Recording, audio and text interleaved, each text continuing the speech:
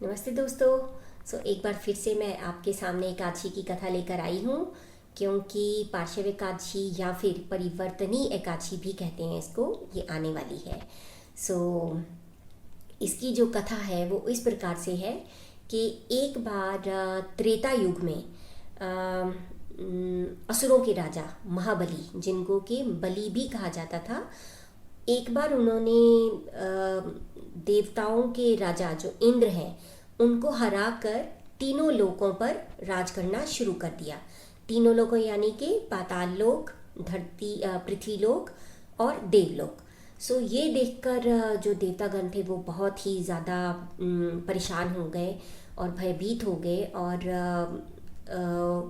और वो सीधा विष्णु जी के पास गए, क्योंकि कभी भी कोई प्रॉब्लम हो तो विष्णु जी के पास देवता लोग जाया करते थे। जब वो वहाँ पर जाते हैं विष्णु जी के पास, तो उनको वो बोलते हैं कि प्लीज़ भगवान, आप इसमें थोड़ा इंटरफेयर कीजिए, क्योंकि ऐसे तो बिल्कुल पृथ्वी लोक और देवलोक का पतन हो जाएगा। तो ये जो असुरों की जगह है वो तो पाताल लोक है, तो ये तो इनके पास पृथ्वी लोक भी आ गया और देवलोक भी आ गया, तो आप कुछ कीजिए। तो इसकी वजह से जो विष्णु भगवान है वो क्या करते हैं कि अपना पांचवा अवतार लेते हैं, जो कि वामन देव है।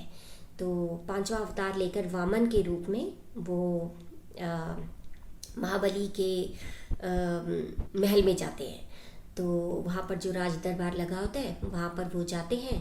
तो वहाँ पर वो महाबली से बोलते हैं कि राजा बलि, अगर आप मुझे कुछ देना चाहते हैं तो जो 3 स्टेप्स में जितना भी मैं भूमि कवर कर जाऊं, आप मुझे वो दीजिए। महाबली जो है वो महाबली बेशक वो असुरों के राजा थे, लेकिन विष्णु के बहुत बड़े भक्त थे वो, तो और दयावान भी बहुत थे। तो जब वो सुनते हैं ऐसा तो वो सोचते हैं कि अरे 3 स्टेप्स में कितना आएगा, वामन देव तो बौने हैं, तो कितना आ जाएगा। तो वो बोलते हैं okay, he agree to it.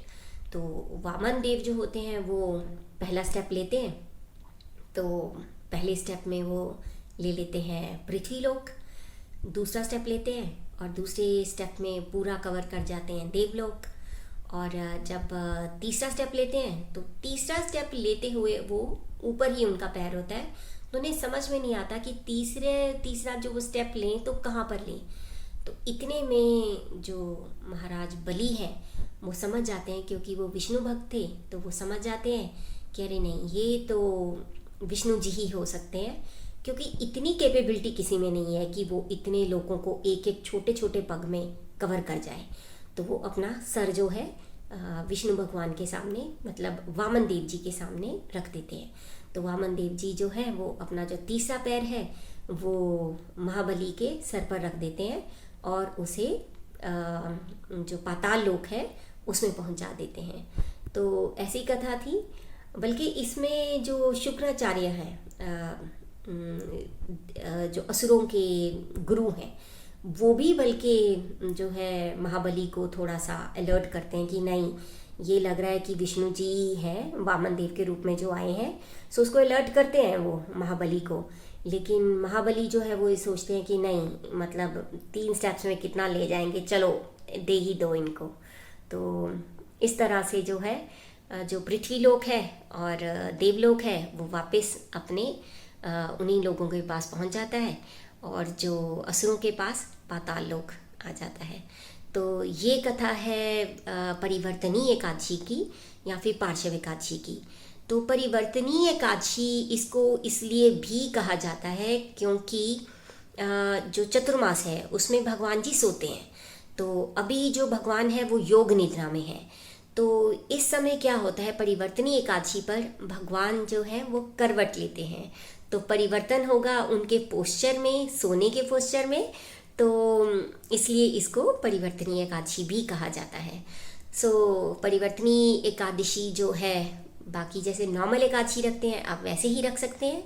इसमें आपको अनाज नहीं खाना है, चावल नहीं खाने हैं, कोई भी ग्रेन, चाहे दाल, चावल या फिर गेहूँ, कोई भी अनाज आपको नहीं खाना है। आपको फल फ्रूट खाना है और आप जो है नवरात्रि में जैसे आप फास्ट रखते हैं उस तरीके से आप रख सकते हैं।